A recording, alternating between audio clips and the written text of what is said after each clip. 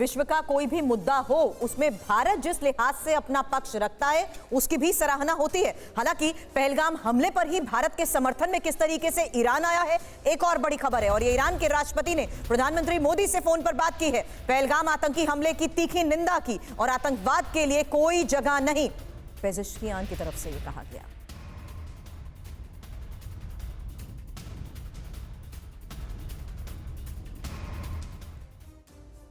जिन मुस्लिम देशों पर भरोसा करके पाकिस्तान भारत से दुश्मनी मोल ले रहा है और न्यूक्लियर जंग की धमकी दे रहा है, उन्हीं मुस्लिम राष्ट्रों ने पहलगाम हमले के बाद पाकिस्तान से किनारा कर लिया है। लगभग सभी मुस्लिम देश मौजूदा हालात में भारत के साथ खड़े हैं और पाकिस्तान बिल्कुल अलग थलग पड़ गया है। मतलब पाकिस्तान के लिए एक बड़ी चेतावनी है। आपको रिपोर्ट दिखाते हैं।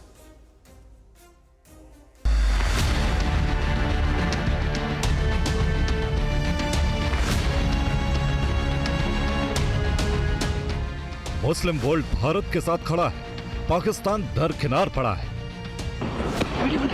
पहलगाम आतंकी हमले के बाद मुस्लिम देशों ने भारत को अपना पूरा समर्थन दिया है, जो पाकिस्तान के लिए एक कड़ा संदेश है कि वो अब भी संभल जाए और अपनी नापाक हरकतों से बाज आए। ईरान, यूएई, सऊदी अरब, मिस्र, इराक, जॉर्डन, कतर, इंडोनेशिया और अफगानिस्तान जैसे मुस्लिम देश पहलगाम हमले की कड़ी निंदा कर चुके हैं। कई देशों ने भारत को आतंक के खिलाफ उसके अभियान को समर्थन देने का भी ऐलान किया है। शनिवार को ईरान के राष्ट्रपति मसूद पेजेश्कियन ने भी पीएम मोदी से फोन पर बात की और पहलगाम हमले की कड़ी निंदा की। ईरान ने आतंकवाद का सामना करने के लिए क्षेत्रीय सहयोग पर भी जोर दिया। इसके अलावा यूएई के राष्ट्रपति मोहम्मद बिन जायद अल नहयान ने भी पीएम मोदी को फोन किया और पहलगाम आतंकी हमले की कड़ी निंदा की। यूएई तो पीओके को भारत का हिस्सा भी मानता है।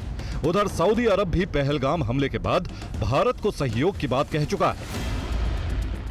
आपको याद दिला दें कि पहलगाम हमले के समय पीएम मोदी सऊदी अरब के ही दौरे पर गए थे। पिछले कुछ सालों में सऊदी अरब के साथ भारत की नजदीकी काफी बड़ी है और वो पाकिस्तान से किनारा करता जा रहा है। सऊदी अरब, यूएई, इंडोनेशिया और मिस्र जैसे मुस्लिम देश आतंकवाद के खिलाफ भारत के मौजूदा रुख को न केवल जायज मानते हैं बल्कि इसे वैश्विक सुरक्षा के लिए भी जरूरी समझते हैं। अभी तक किसी भी देश ने पाकिस्तान को खुला समर्थन नहीं दिया है। जाहिर है पहलगाम हमले के बाद मुस्लिम वर्ल्ड में और इंटरनेशनल मोर्चे पर पाकिस्तान बिल्कुल अकेला पड़ गया है। Bureau report, TV9 Bharatvarsh. Bahal sir, लेकिन और कितना एक्सपोज इंटरनेशनल मोर्चे पर पाकिस्तान को करना बाकी रह गया है, क्योंकि वो तो तमाम डॉजियर्स को भी पूरी तरीके से रूल आउट कर देता है।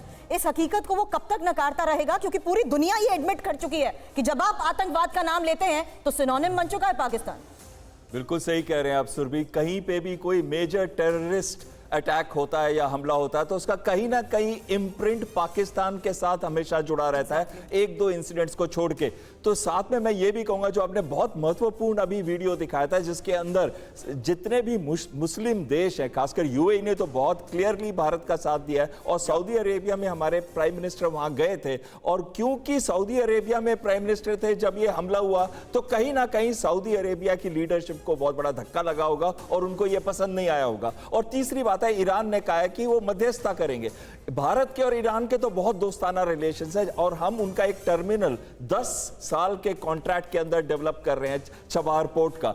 लेकिन वैसे ही दोस्ताना रिलेशन ईरान के पाकिस्तान के साथ नहीं है। अगर आपको याद हो, पिछले साल 16 जनवरी को हमला किया था ईरान ने, मिसाइल्स और हवाई हमला किया था एक ऐसी लोकेशन में बलूचिस्तान के अंदर जहां पे सुन्नी इस्लामिस्ट मिलिटेंट ऑर्गेनाइजेशन का एरिया था, कैंप था, और फिर उसके बाद पाकिस्तान ने रिटेलिएट किया। तो कहीं ना कहीं पाकिस्तान इस समय पूरे इस्लामिक वर्ल्ड के अंदर भी अलग थलग पड़ रहा है। ये नहीं है कि सबको नहीं पता कि फुटप्रिंट जो वर्ल्ड का टेररिज्म का वो पाकिस्तान से शुरू होता है, सबको पता है। लेकिन क्योंकि ये भारत के साथ हुआ है, हमारे अस्तित्व पे अटैक हुआ है, इसका जवाब भी भारत को ही देना पड़ेगा। और अभी तो हमने डिप्लोमेटिक एक्शन लिया, अभी हमने बहुत बड़ा एक्शन लिया है। इंडस वाटर ट्रीटी का 25% जीडीपी पाकिस्तान का डिपेंड करता है इंडस वाटर ट्रीटी पे, चाहे वो नेविगेशन है, एग्रीकल्चर है या फिर पावर जनरेशन है। लेकिन बहुत बड़ी चीज है कि काइनेटिक एक्शन जरूरी है। हमें जो सेंटर ऑफ ग्रेविटी है वो पाकिस्तान लीडरशिप है और उस पे कहीं ना कहीं हमें दबाव डालने की बहुत विवेक कमोडोर एस बहला, देखिए डिप्लोमेटिक हम बात कर ही रहे हैं कि किस तरह से एक्शन हो रहा है और किस तरह से भारत को सपोर्ट मिल रहा है, बिकॉज लेकिन आप क्योंकि एयरफोर्स को अच्छे से समझते हैं, पाकिस्तान की वायुसेना भारत की वायुसेना के आगे कहां टिकती है अगर मैं आपसे पूछूं तो? देखिए गौरव, पाकिस्तान की वायुसेना भारत की वायुसेना के समय इस समय कहीं पे भी नहीं आती है। हमारे पास 30 स्क्वाड्स है, उनके पास 20 स्क्वाड है, 1.5 गुना तो हमारी क्वांटिटेटिव स्ट्रेंथ है, लेकिन जो हमारी क्वालिटेटिव स्ट्रेंथ है वो पाकिस्तान बीट नहीं कर सकता। हमारे पास इस समय 4.5 जनरेशन रफाल फाइटर है जो कि लो ऑब्जर्वेबल एयरक्राफ्ट है, लॉन्ग रेंज वेपन सिस्टम्स उसमें लगे हुए हैं और ऐसे घातक वेपन सिस्टम लगे हैं कि भारत के अंदर रहते हुए भी हम इजीली कोई भी टारगेट पाकिस्तान के अंदर उसको अटैक कर सकते हैं। तो कहीं पे भी आतंकवादी छुपा हो, कहीं पे भी उनकी लीडरशिप छुपी हो, अगर हम चाहें तो भारत के अंदर रहते उन पर अटैक कर सकते हैं। और आखिरी चीज आती है जो एक बहुत महत्वपूर्ण चीज आपने पहले कही थी और खासकर सुरभि ने हाईलाइट किया था, वो है जो सर्विसिबिलिटी एंड ऑनलाइन अवेलेबिलिटी है इन जहाजों की, वो बहुत ही पुअर है और जो स्पेयर पार्ट सपोर्ट है वो भी बहुत पुअर है पाकिस्तान के। और कहीं पे भी हमला हुआ भारत और पाकिस्तान के बीच में, और आजकल जहां वायुसेना एक बहुत प्रोमिनेंट रोल लेती है इनिशियली, तो पाकिस्तान की वायुसेना बहुत ही डिसएडवांटेजेस पोजीशन में रहेगी।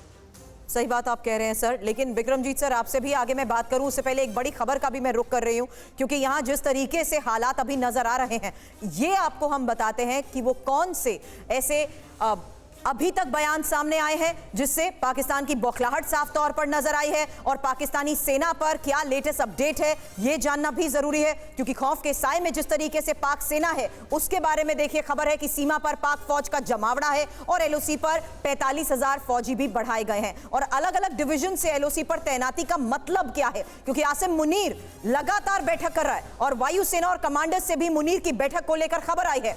आपको बता दें हाई अलर्ट पर रहने के आदेश एयरपोर्ट पर भी दे दिए गए हैं, कॉम्बैट फाइटर यूनिट्स को भी तैयार किया गया है। अब इसी तैयारी को देखते हुए गौरव साफ संकेत मिल रहे हैं।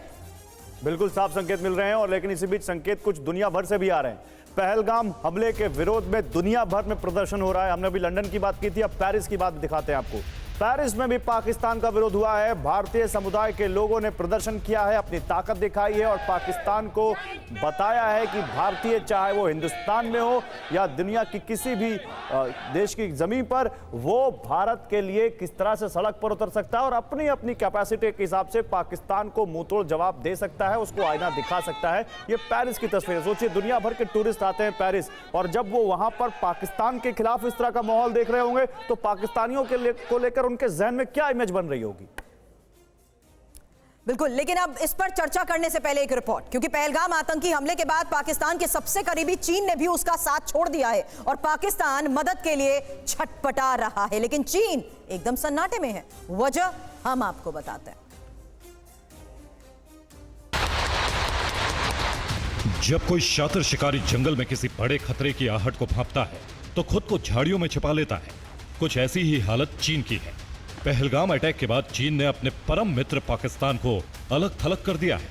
हालांकि उसकी अपनी कुछ मजबूरियां भी हैं। दरअसल 2020 के गलवान संघर्ष के बाद भारत और चीन के रिश्तों में कई उतार चढ़ाव आए, लेकिन अब दोनों देशों के रिश्तों में जमी बर्फ पिघलने लगी है। उधर कैलाश मानसरोवर यात्रा जैसे मुद्दों पर भी दोनों के बीच सकारात्मक बातचीत हुई है। ऐसे में चीन नहीं चाहेगा कि वो पाकिस्तान का समर्थन करके भारत से नए सिरे से भिड़ने का प्लान बनाए।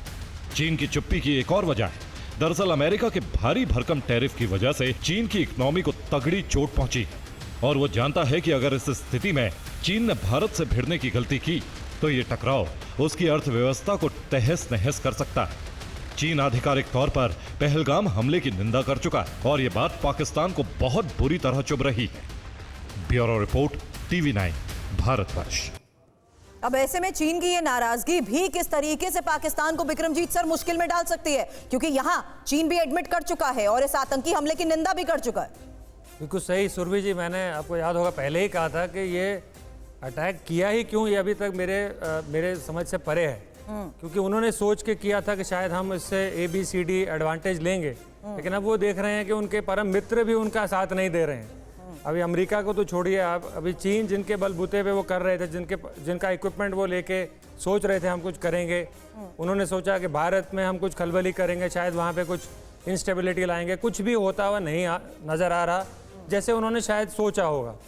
इस स्थिति में बौखलाहट के सिवाय और कुछ उनके पास चारा नहीं है। ऑफ कोर्स चाह रहे थे कि वो एक तरह से जाएगी सिचुएशन, अब नहीं है तो अपने आप को प्रिपेयर कर रहे हैं। अब वो अपनी सेना को और मतलब तैयार कर रहे हैं, एडवांस कर रहे हैं, मूव कर रहे हैं अपने इक्विपमेंट, मैन मटेरियल, जहां वो सोच रहे हैं कि कॉन्फ्लिक्ट होगा। तो ये तो एक स्वाभाविक सी बात है।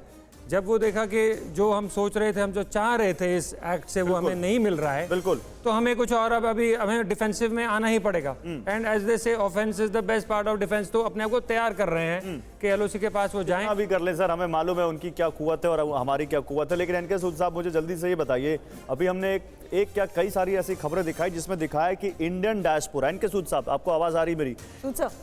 इंडियन डायस्पोरा जो है वो कैसे दुनिया भर में, बीट लंदन, बीट पेरिस या कोई और देश, पाकिस्तान के खिलाफ बढ़ चढ़कर विरोध प्रदर्शन कर रहा है और पाकिस्तानियों को भी बता रहा है, दुनिया भर को बता रहा है कि देखिए पाकिस्तान क्या करता है और क्या कर रहा है। इसका क्या असर पड़ता है दुनिया भर में? देखिए, इससे ऊपर बहुत सा साइकोलॉजिकल असर पड़ता है। जब भी पीएम मोदी फॉरेन के अंदर जाते हैं तो स्पेशल अटेंशन देते हैं इंडियन डिस्पोरा को, उनसे बातचीत करते हैं, उनके इंटरेस्ट को देखते हैं। देखिए, हमारा इंडियन डिस्पोरा बहुत पावरफुल है, यूएस भी मानता है। इवन जब ये सऊदी के अंदर जाते हैं, यूएई के अंदर जाते हैं, तो इंडियन डिस्पोरा उनके साथ खड़ा होता है। और आप गल्फ की बात कीजिएगा, वहाँ पे 1 करोड़ इंडियंस हैं, लेकिन जितने भी हमारे प्राइम मिनिस्टर थे उन्होंने गल्फ को इग्नोर किया। लेकिन पीएम मोदी ने जिस तरीके से गल्फ के अंदर अपनी थाक जमाई, अपने रिलेशंस को डेवलप किया और इंडिया के डिस्पोरा को सपोर्ट किया, उसी तरीके से सऊदी और इवन मैं लंदन में जैसे रहा, लंदन में जो थे वहाँ पे बहुत सी डेमोन्स्ट्रेशन हुआ करती थी जो पाकिस्तान अरेंज किया करता था। आज वहाँ का जो लोग हैं उनको इज्जत मिलती है, उनकी पोजीशन अलग है। पहले इंडियंस को थोड़ा सा डिस्कार्ड किया जाता है। Let me clear one thing sir here, मैं एक चीज अपने दर्शकों को क्लियर करना चाहता हूं कि ना तो हम किसी की पिछली और अभी की सरकारों का कंपैरिजन कर रहे हैं, ना हम यहां पर भारत की सेना की या आर्म फोर्सेस की या एजेंसीज की कोई प्लानिंग या स्ट्रैटेजी यहां पे डिस्कस कर रहे हैं। हम जनरल परसेप्शन की बात कर रहे हैं और बात कर रहे हैं कि पाकिस्तान के अंदर या दुनिया भर में क्या हो रहा है। और जैसा कि एनके सूद साहब बड़े अच्छे से बता रहे हैं कि कैसे इंडियन डायस्पोरा का क्या यहाँ पर इस वक्त उनकी क्या वैल्यू है दुनिया भर में, कैसे कितनी मजबूती वो हासिल कर चुके हैं। क्यों सर? बिल्कुल, और ये उस लिहाज से भी गौरव कहना गलत नहीं होगा जहां आतंकवाद के खिलाफ भारत को एक बड़ा समर्थन मिल रहा है।